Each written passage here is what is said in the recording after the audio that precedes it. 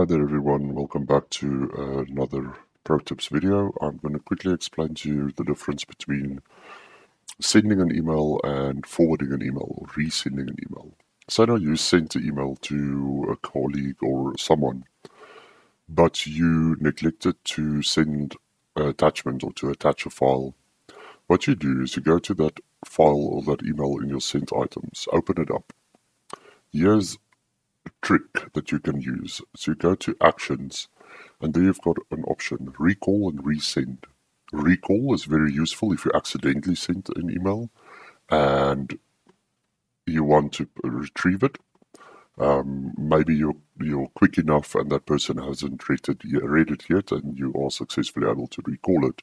You can also recall and replace it with a new message if you want to. That's the best. Otherwise, what you can do is you can go and say resend this message, and there you've got the same email, editable again, where you can just put your attachments and send. The big problem with forwarding is it's up to you. It's personal preference probably. That's it. That was all that I wanted to show. Thank you for your attention. Enjoy the rest of your day.